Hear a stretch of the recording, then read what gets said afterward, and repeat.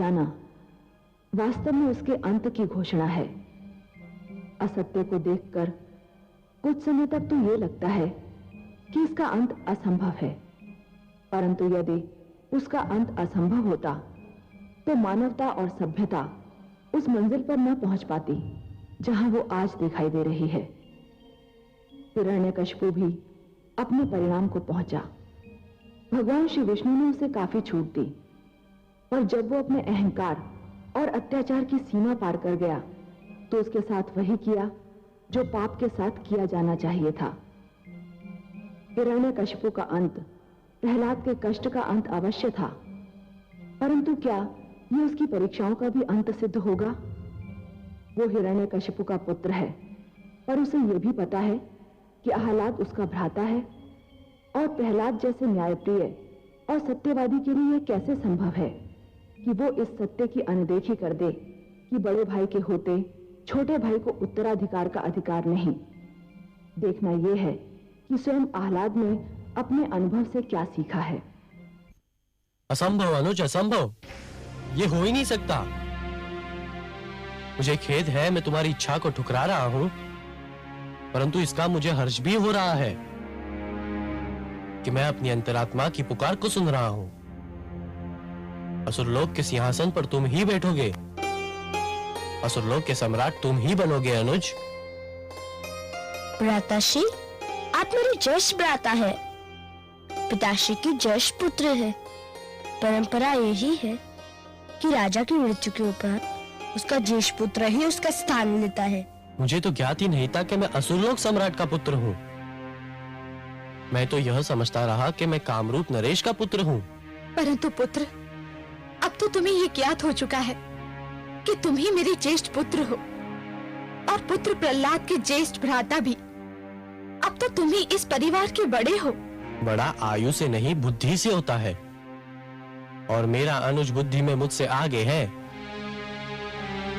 मुझसे महान है। मैं केवल इतना जानता हूँ कि आप मेरे ज्येष्ठ भ्राता हैं, और ज्येष्ठ भ्राता के रहते छोटे भाई को युवराज बनने का अधिकार नहीं। तुम्हारा ज्येष्ठ भ्राता तो उसी दिन मर गया था जिस दिन उसे काले विषैले नाग ने डस लिया था। उसके मृत शरीर से जो जीवित शरीर उठा था वो तो तुम्हारे अनुयायी का, तुम्हारे श्रद्धालु का शरीर था, तुम्हारे ज्येष्ठ भ्राता का शरीर नहीं अनुज। परंतु पुत्र। नहीं माताश्री, यह एक ऐसा सत्य है जिसमें किंतु और परंतु के लिए कोई स्थान नहीं। सिंहासन के उत्तराधिकारी का चुनाव आयु नहीं, योग्यता के आधार पर होना चाहिए। भ्राताश्री, असुरलोक की परंपरा निभाना भी हमारा धर्म है। परंपराएं हम बनाते हैं, यदि हम ही इन्हें बनाते हैं तो हम इन्हें तोड़ भी सकते हैं। यदि असुर लोक वासियों ने यह परंपरा बनाई है तो लो, आज एक असुर उसे तोड़ भी रहा है। यदि तुम्हारा यही हठ है कि मैं तुम्हारा ज्येष्ठ भ्राता हूं, तो सुनो, मैं तुम्हें आदेश देता हूं, असुरलोक के सिंहासन पे विराजमान हो जाओ, असुरलोक का राजपाट संभालो। पुत्र, यह नहीं मानेगा। राज सिंहासन सोना नहीं रहना चाहिए। यदि पुत्र आह्लाद की यही इच्छा है तो जाओ और तुम ही मुकुट धारण करो। अब प्रजा अपने नए सम्राट को देखने के लिए व्याकुल हो रही है। इसे मेरा भी आदेश समझो पुत्र।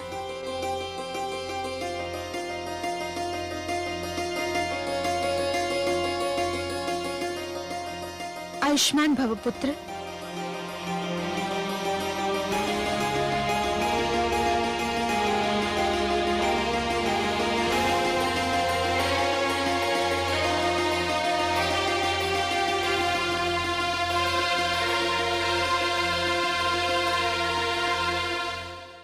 मैं मां हूं, धरती मां।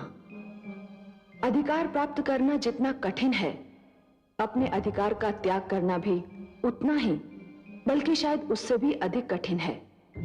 ज्येष्ठ पुत्र होने के नाते हिरण्यकशिपु के सिंहासन पर आह्लाद का ही अधिकार था, परंतु उसे याद था कि प्रहलाद ने उस पर क्या उपकार किया था, और वो जानता था कि प्रहलाद कितना महान है। इसलिए उसने अनुरोध किया कि प्रहलाद ही असुर लोक का सम्राट बने और प्रहलाद ने भी राजा बनते ही सिद्ध कर दिया कि आह्लाद का त्याग अनुचित नहीं था। परंतु राजा बन जाना सरल है, पर इस महान पद की मर्यादा बनाए रखना कठिन है। प्रहलाद ने कई वर्ष बड़ी योग्यता से राजधर्म निभाया, पर उसकी परीक्षा की घड़ी अभी आनी शेष थी, और वो घड़ी आ ही गई। सावधान सावधान, असुर कुलभूषण, गयाधुनंदन, प्रजावत्सल, महान्यायवादी, करुणामूर्ति महाराज प्रहलाद महारानी धृति समेत पधार रहे हैं।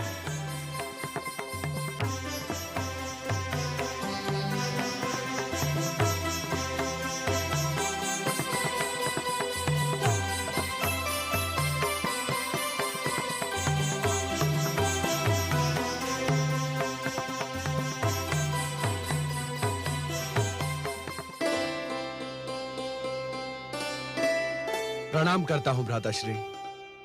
आयुष्मान भव। प्रणाम भ्राताश्री। सौभाग्यवती भव।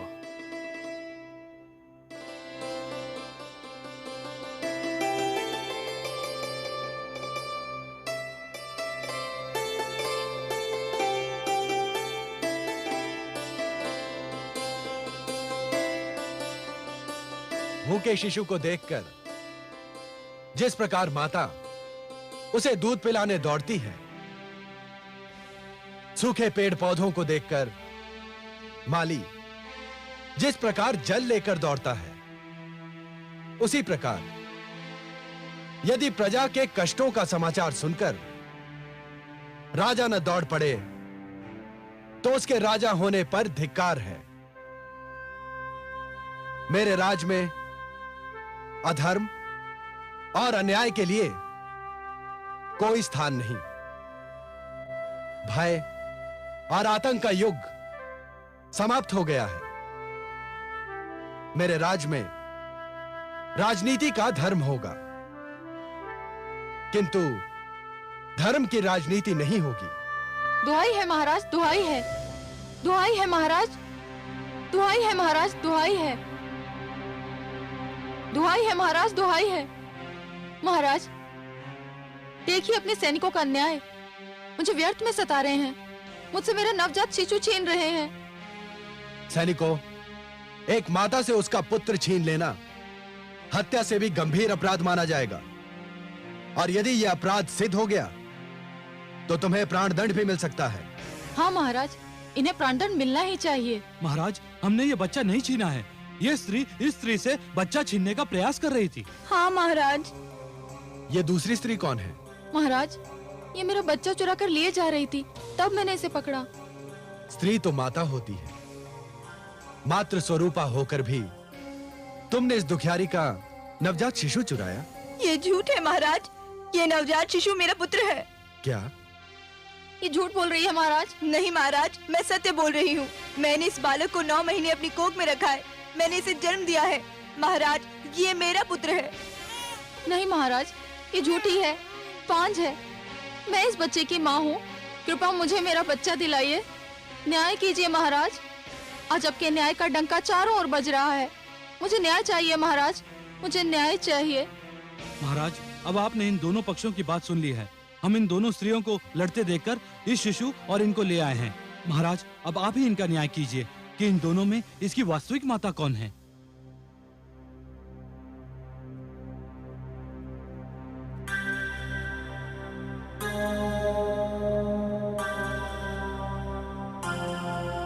मौन क्यों धारण कर लिया महाराज? न्याय करने में विलंब क्यों?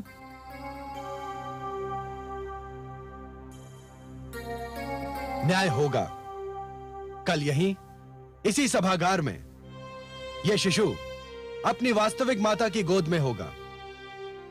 तब तक इन दोनों देवियों को महिला संरक्षण गृह में रखा जाए और इस शिशु को राजमाता कयाधु के निरीक्षण में दे दिया जाए।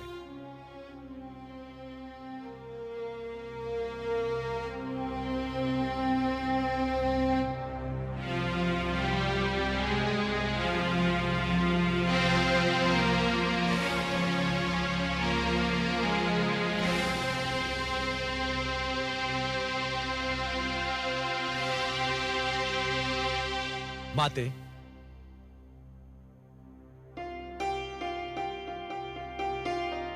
प्रणाम माते। आयुष्मान भव पुत्र, अखंड सौभाग्यवती भव। बहुत उत्सुक दिखाई दे रहे हो पुत्र। हाँ माते, और यदि आप आज सभागार में होती तो आपको यह प्रश्न पूछने की आवश्यकता ही नहीं पड़ती। मैं जानबूझकर नहीं आई थी पुत्र। आप सत्य कहती हैं माताश्री, और आज वास्तव में मेरे लिए एक कड़ी परीक्षा का दिन है, और इस परीक्षा के लिए मुझे आपके परामर्श की, आपकी सहायता की आवश्यकता है। इस संकट को बिना आपकी सहायता के मैं पार नहीं कर सकता माते। ऐसा कौन सा संकट खड़ा हो गया है पुत्र? उस संकट का एक छोटा संकेत मैं आपकी सेवा में पहले ही भेज चुका हूं माते। राजमाता, ये शिशु तो चुप होने का नाम ही नहीं ले रहा है। जब से आया है निरंतर रोए जा रहा है। यही तो है मेरा संकट माते, यही है मेरी परीक्षा। क्या समस्या है पुत्र? समस्या यह है माते कि इस शिशु के साथ 2 स्त्रियां आई हैं, और प्रत्येक का कहना है कि वही इसकी माता है। अब ये शिशु स्वयं तो बता नहीं सकता कि इसकी माता कौन है, और मैं भी यह निर्णय लेने में असमर्थ हूं कि उन दोनों में से कौन सच बोल रही है और कौन झूठ। यह तो बहुत सरल निर्णय है पुत्र। शिशु की भूख वास्तविकता का निर्णय कर देगी। इस शिशु को दोनों स्त्रियों के पास भेज दो। जो इसको अपना दूध पिलाकर शांत कर देगी वही उसकी माता होगी। आपका परामर्श बहुत उत्तम है माते, परंतु जब आपने ही यह परामर्श दिया है तो मेरी विनती है कि शिशु को उन दोनों स्त्रियों के पास भी आप ही ले जाएं और देखें कि उन दोनों में से कौन इसे दूध पिलाती है। फिर तो यह निर्णय आप स्वयं कर देंगी कि शिशु की माता कौन है। असुर लोक सम्राट की यही सहायता करके मुझे प्रसन्नता होगी।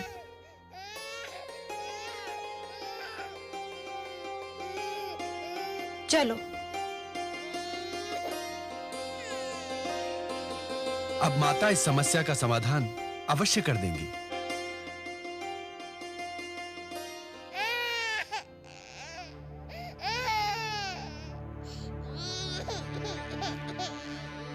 क्या हुआ? क्या हुआ? चुप हो जा मेरे लाल, चुप हो जा मेरे चंदा। शिशु भूख से व्याकुल है। न जाने कब से उसे दूध नहीं मिला। यदि तुम इसकी माता हो तो फिर उसे दूध पिलाकर शांत करो ना। हाँ महारानी, अवश्य। मेरा लाल भूख से बिलख रहा है।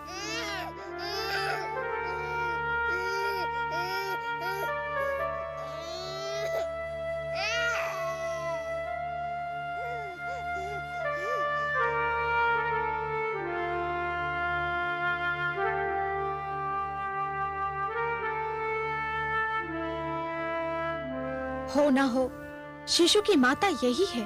सत्य है महारानी।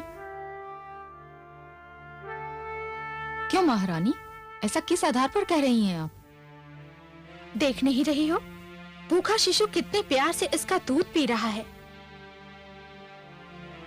क्या यह इसका प्रमाण नहीं कि यही इसकी माता है?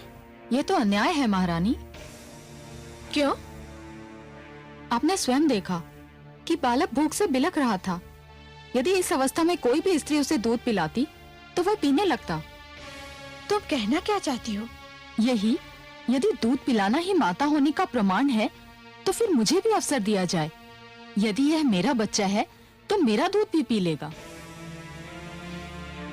ठीक है, तुम्हें भी अवसर दिया जाएगा। इस शिशु को इस महिला की गोद में दे दिया जाए। जो आज्ञा महारानी।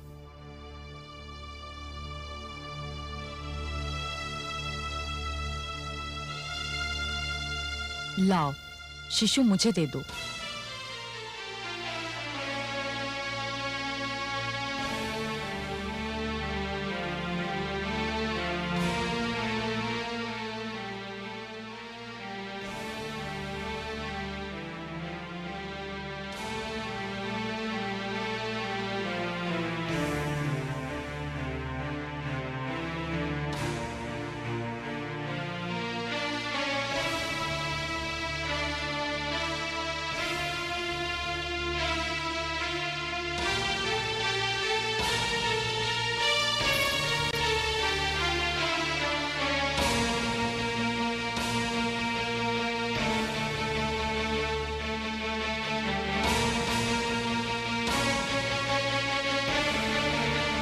माते, क्या हुआ माते? हो गया निर्णय? किसने दूध पिलाया शिशु को? क्या आपने जान लिया कि शिशु की माता कौन है? नहीं पुत्र, मैं स्वयं दुविधा में पड़ गई। मैं समझा नहीं माते। मैं शिशु को लेकर दोनों स्त्रियों के पास पहुंची। यह देखकर मेरे आश्चर्य की सीमा न रही कि शिशु ने बारी बारी दोनों का दूध पिया। वह बहुत भूखा था, उसकी भूख तो मिट गई, परंतु मेरे लिए यह निर्णय करना कठिन हो गया कि शिशु की वास्तविक माता कौन है। शिशु को दूध पिलाने की कसौटी पर दोनों ही पूरी उतरी।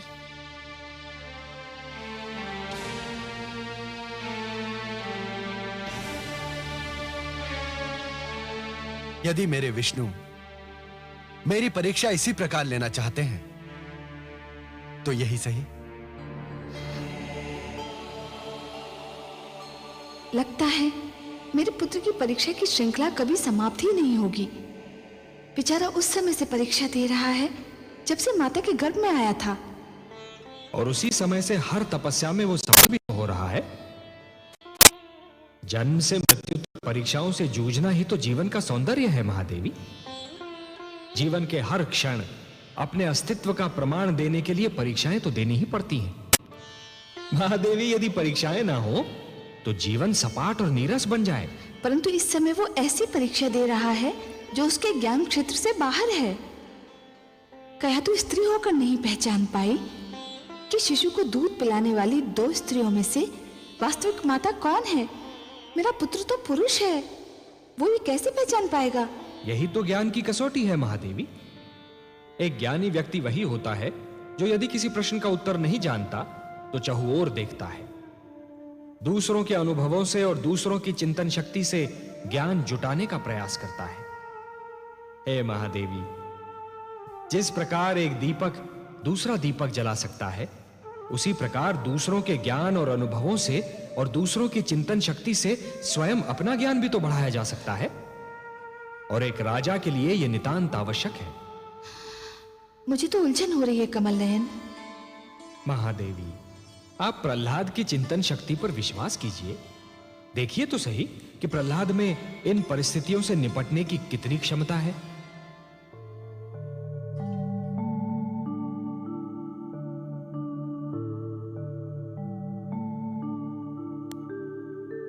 तो तुम दोनों अब भी यही कहती हो कि तुम ही इस शिशु की माता हो और दूसरी झूठी है। मैं इस स्त्री के विषय में नहीं जानती, पर ये शिशु मेरा पुत्र है। ये स्त्री झूठी है। और तुम क्या कहती हो? महाराज, ये दुर्भाग्य है कि एक माता को अपना मातृत्व सिद्ध करना पड़े, पर मैंने इस शिशु को जन्म दिया है। महाराज, मेरी समझ में नहीं आ रहा कि निर्णय करने में देर क्यों हो रही है। राजमाता स्वयं देख चुकी हैं कि शिशु ने मेरा दूध पिया था। अब और अधिक प्रमाण की क्या आवश्यकता है? स्त्री, शिशु ने दूध इसका भी पिया था। आप स्वयं माता है महारानी, आप तो जानती हैं कि भूख में शिशु की क्या दशा होती है। शिशु न जाने कब से भूखा था, इसलिए हम दोनों का दूध पी गया। सभी सभासद ध्यान दें, इस विवाद का अंत अब हो ही जाना चाहिए। न्याय में विलंब अन्याय होता है।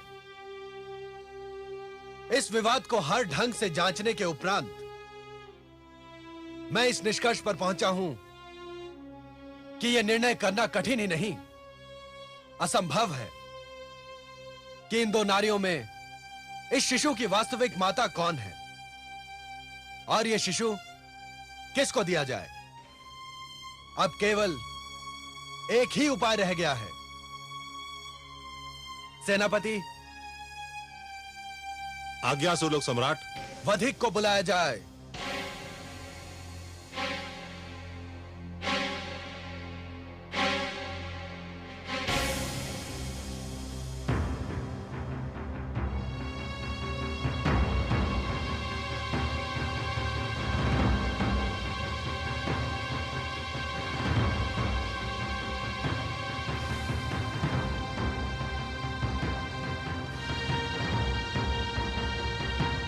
आज्ञा सम्राट, सेवक उपस्थित है।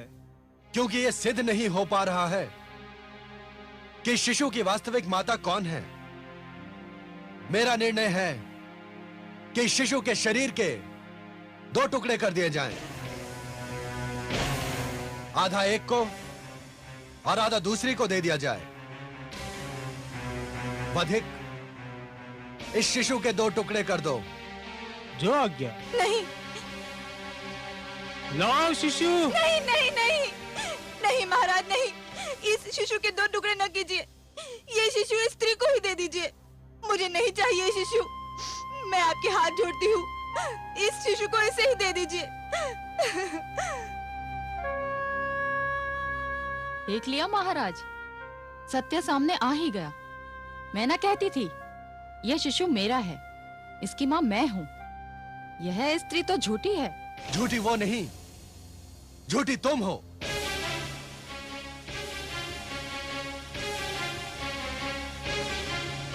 ये आप क्या कह रहे हैं? अब तो सिद्ध भी हो गया है। हाँ, सिद्ध हो गया। तुमने स्वयं सिद्ध कर दिया कि तुम इस शिशु की माता नहीं हो। तुमने इसे जन्म नहीं दिया है। संसार की कोई माता यह सहन नहीं कर सकती कि उसकी आंखों के सामने उसके शिशु के 2 टुकड़े कर दिए जाएं। यदि ऐसा हुआ तो इस संसार में प्रलय आ जाएगी।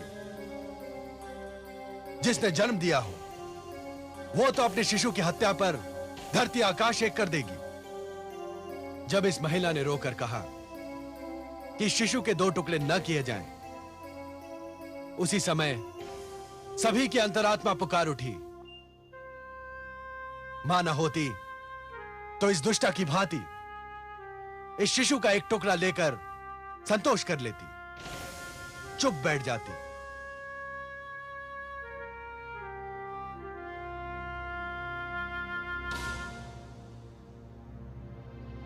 मेरा निर्णय यह है कि इस शिशु को इसकी वास्तविक माता को दे दिया जाए।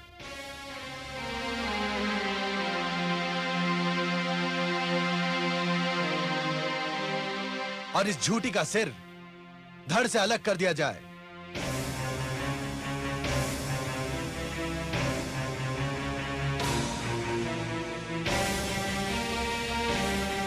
वधिक, हमारी आज्ञा का पालन हो।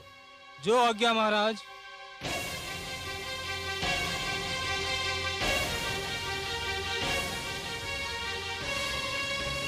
तुम्हारी कोई अंतिम इच्छा हो तो व्यक्त कर दो, पूरी की जाएगी। कोई इच्छा नहीं महाराज, मृत्यु ही मेरी पहली और अंतिम इच्छा थी, सब पूरी हो रही है। क्या कहना चाहती हो तुम? यह वधिक मेरा वध नहीं करेगा तो मेरा पति मेरा वध कर देगा। क्यों? ऐसा कौन सा अपराध किया है तुमने? महारानी, जब मैं गर्भवती थी उसी समय मेरे पति ने मुझे चेतावनी दी थी कि उसे केवल पुत्र चाहिए, पुत्री नहीं।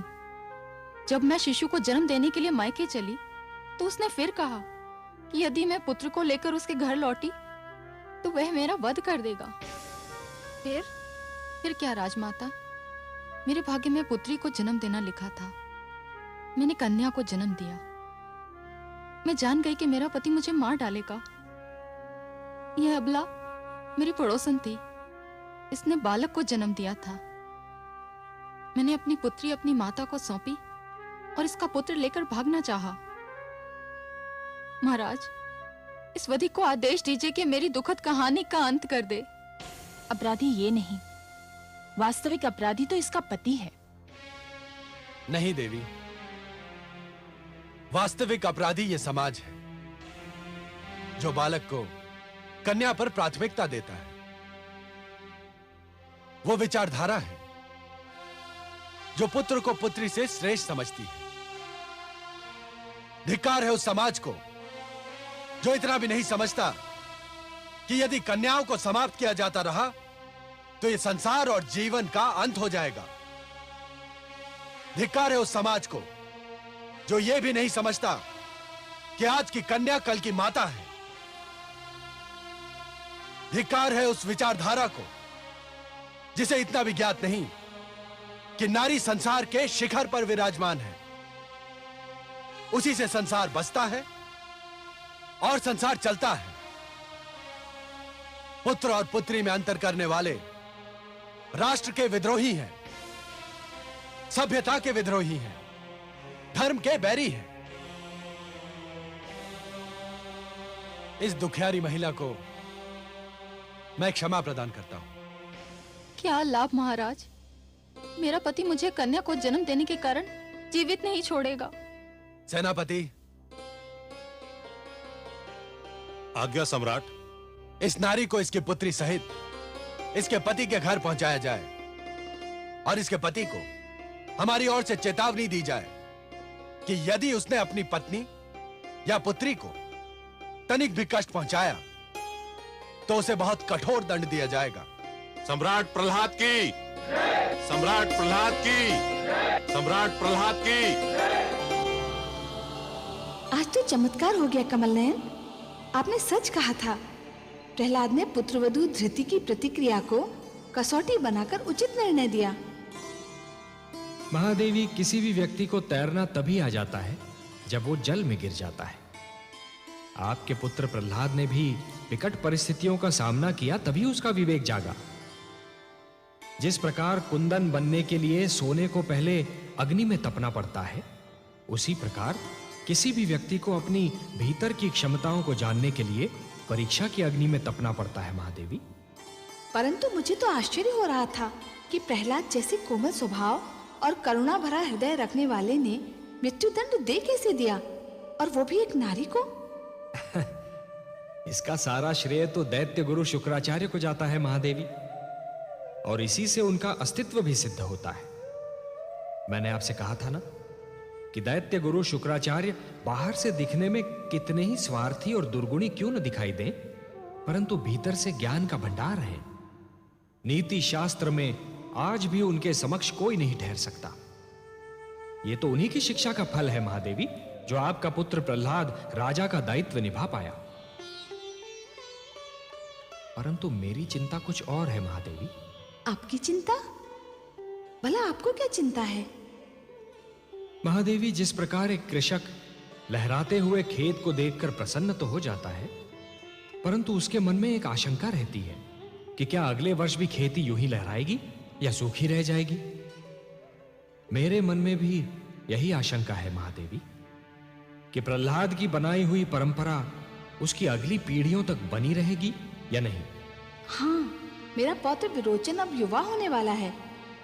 देखते हैं वो अपने पिता से कौन से गुण प्राप्त करता है। हाँ महादेवी, प्रहलाद की एक परीक्षा यह भी होगी कि जिन आसुरी प्रवृत्तियों को उसने बदल दिया, क्या वो उन्हें दोबारा उभरने से रोक पाता है?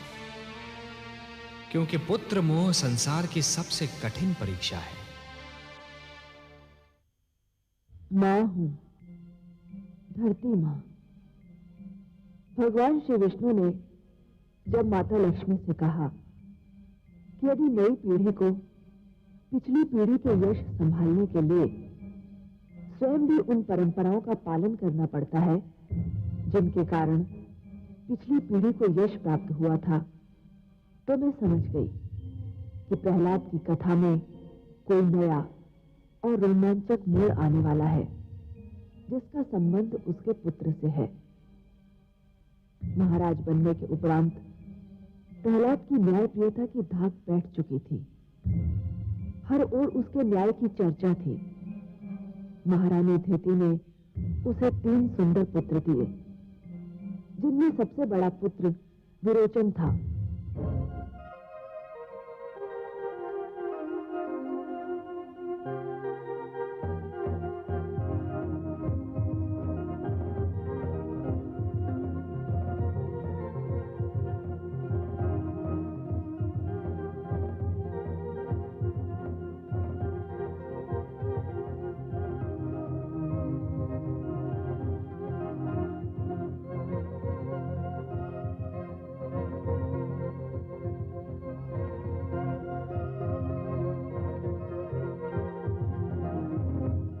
पिताश्री, यशस्वी भव पुत्र। मैं तुम्हारी ही प्रतीक्षा कर रहा था। प्रणाम दादीश्री। आयुष्मान भव पौत्र। पिताश्री, मुझे आपका आदेश मिला कि आप मुझसे इसी समय मिलना चाहते हैं। क्या कोई सेवा है मेरी योग्य? आज्ञा दीजिए। राजमाता से परामर्श के उपरांत मैं इस निष्कर्ष पर पहुंचा हूं कि तुम्हें युवराज घोषित करने का समय आ गया है। पिताश्री, ईश्वर आपको लंबी आयु दे और मेरे सिर पर आपकी छत्र छाया बनाए रखे। किंतु इतनी शीघ्रता की क्या आवश्यकता है? मैं आपका पुत्र हूं, यही मेरा सबसे बड़ा सौभाग्य है। और आप जैसा न्यायप्रिय व्यक्ति इस असुर लोक का सम्राट है। ये समस्त असुर लोक का सौभाग्य है पिताश्री। यह तुम्हारे आज्ञाकारी और विनम्र होने का प्रमाण है। किंतु जैसे राजा ईश्वर का प्रतिनिधि होता है, वैसे ही युवराज राजा का प्रतिनिधि है। युवराज हो तो प्रजा को यह विश्वास रहता है कि किसी कारणवश यदि राज्य में राजा उपस्थित न हो तो भी उसका कोई रक्षक, उसे न्याय दिलाने वाला उपस्थित है। मुझे अत्यंत हर्ष है कि गुरुदेव शुक्राचार्य ने तुम्हें वो समस्त शिक्षा प्रदान की है जो एक राजा बनने के लिए आवश्यक होती है। इसीलिए मैं तुम्हें युवराज घोषित करने में विलंब नहीं करना चाहता। पिताश्री, यदि आपका यही आदेश है और दादी श्री की भी यही इच्छा है तो मैं इसे स्वीकार करता हूं। चुप चुप जियो मेरे पौत्र। मैं जानती थी कि मेरा लाडला दुलारा पौत्र मेरी इच्छा का आदर करेगा।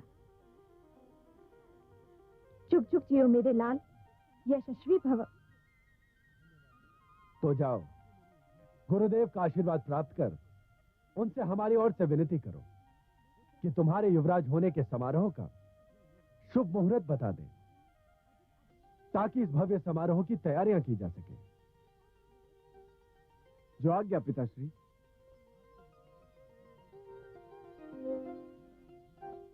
धृति शुभ समाचार को सुनकर अत्यंत प्रसन्न होगी माते। अवश्य पुत्र। आइए माते।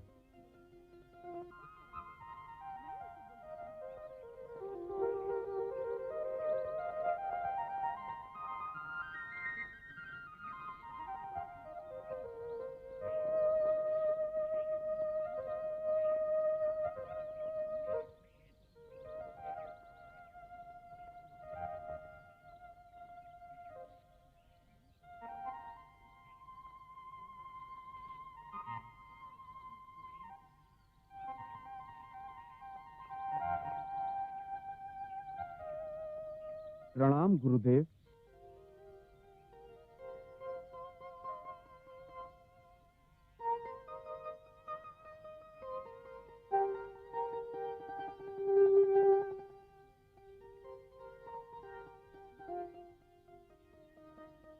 यशस्वी भव, तेजस्वी भव। कोई विशेष समाचार लाए हो शिष्य? जी हाँ गुरुदेव, पिताश्री महाराज प्रहलाद ने मुझे युवराज घोषित करने की इच्छा व्यक्त की है। ये तो बहुत शुभ समाचार है शिष्य। अवश्य अब तुम युवराज पद ग्रहण करने के योग्य हो चुके हो। तुमने बहुत थोड़े समय में युद्ध शास्त्र और राजनीति में निपुणता प्राप्त कर ली है। ये सब आपके चरणों की देन है गुरुदेव। राजपुत्र युवराज का अंतर जानते हो शिष्य? इसका ज्ञान भी आप ही मुझे दे सकते हैं। राजपुत्र केवल राजा के अधिकारों की छत्र छाया में रहता है। युवराज के अपने अधिकार होते हैं।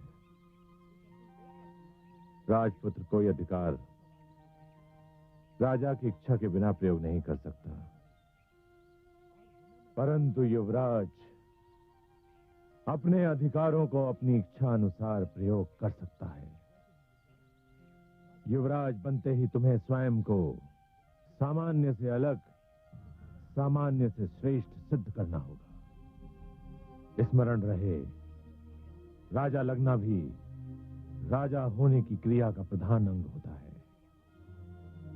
युवराज के निर्णय उसके अपने होते हैं, अपने बल पर होते हैं, अपनी शक्ति का प्रतीक होते हैं। मेरी शक्ति का स्रोत आप हैं गुरुदेव।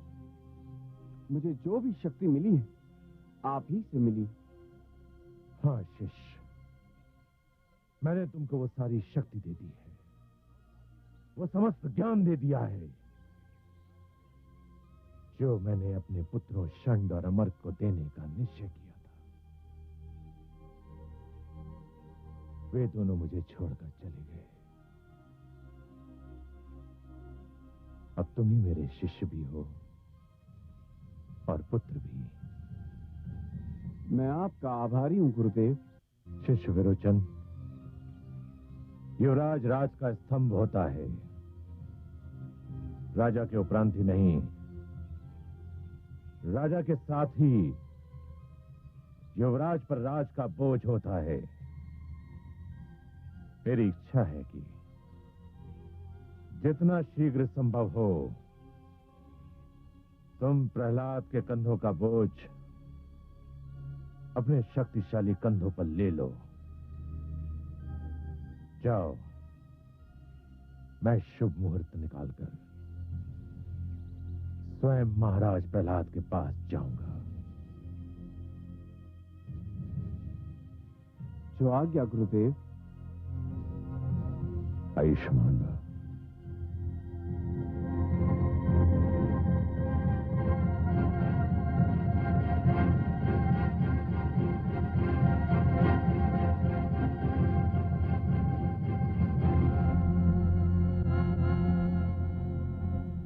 विष्णु, तुम्हारे भक्त प्रहलाद ने मुझसे मेरे पुत्र तो छीन लिए, पर उसे ज्ञात नहीं कि मैं अपनी हार तो स्वीकार कर सकता हूं, पर उसे भूल नहीं सकता। तुम देखना कि विरोचन अपने अधिकारों का प्रयोग किस प्रकार करता है। प्रहलाद ने जिस प्रकार मेरे पुत्रों से मुझे पराजित करवाया, ठीक उसी प्रकार अब मैं भी उसी के पुत्रों से उसे पराजित करूंगा। इसके लिए मैंने 30 वर्षों तक प्रतीक्षा की है। सो लग रही थी हृदय में बदलेगी जो आग, अवसर ने जब दी हवा, आग उठी वो जाग। दैत्यों की गुरुदेव ने हरि को दी ललकार, बदल सकेंगे